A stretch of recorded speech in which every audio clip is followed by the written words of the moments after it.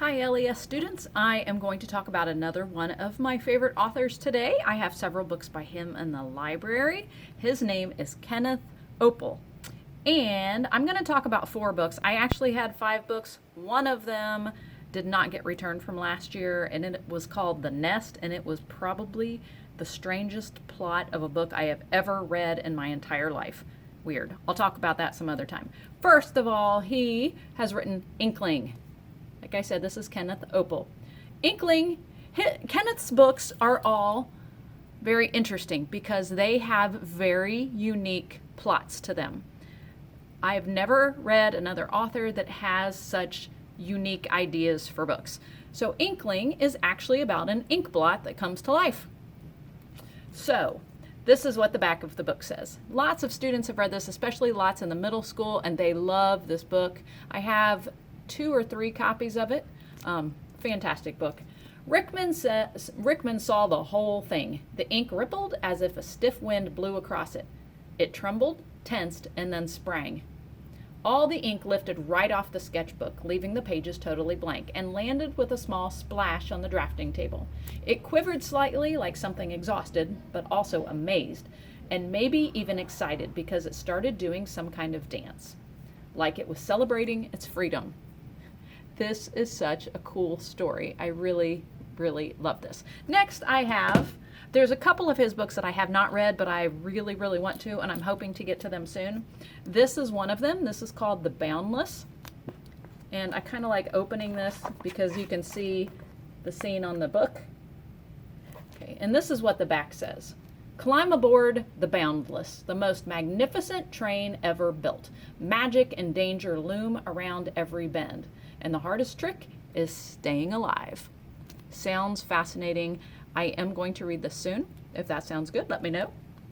Another one that I haven't read that I would like to read is called Silverwing. How One Small Bat Became a Noble Hero. And this one's not too big. In the back of this book says, Shade is a young silverwing bat, the runt of his colony, but he's determined to prove himself on the long, dangerous winter migration to Hibernaculum, millions of wing beats to the south.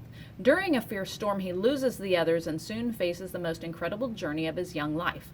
Desperately searching for a way to rejoin his flock, Shade meets a remarkable cast of characters. Marina, a bright-winged bat with a strange metal band on her leg, Zephyr, a mystical albino bat with a strange gift, and Goth, a gigantic carnivorous vampire bat.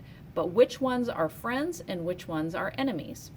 In this epic story of adventure and suspense, Shade is going to need all the help he can find if he hopes to ever see his family again. So another one that I think sounds fascinating.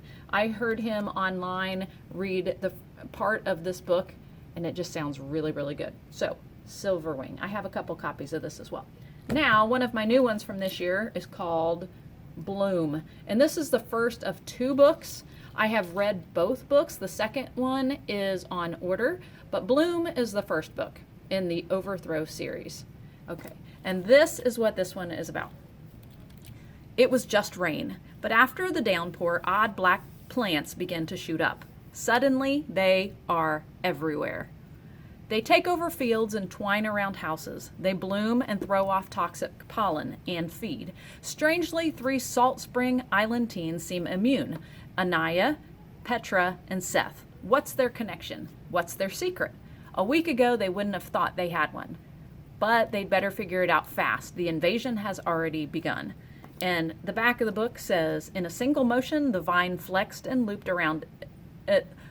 itself around her neck. Her hands flew up to claw at it, but with a sickening creak, the vine tightened and lifted her right off the ground.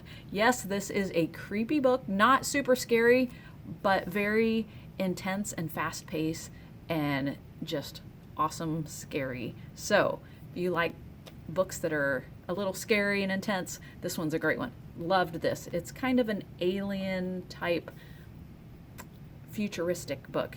Really, really good. So if any of Kenneth Oppel's books sound good, let me know. I can show you where his books are located.